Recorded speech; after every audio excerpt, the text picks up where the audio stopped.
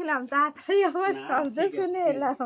ওই মাঠ থেকে তো সবটাই শোনা যায় তখন। হ্যাঁ হ্যাঁ হ্যাঁ হ্যাঁ, অনেকক্ষণ টাইম পাই। দিয়ে বলছি তাই তো, আজকে তো পূর্ণিমা পড়েছে। হ্যাঁ হ্যাঁ, কালকেই তো ছেড়ে যাবে। ওই দেখ, কালকে দিনের বেলাতে বইকালে ওই যে চাঁদ উঠেছে। নে নে প্রসাদ নে, পাপাকে প্রসাদ দে। না প্রসাদ নাও।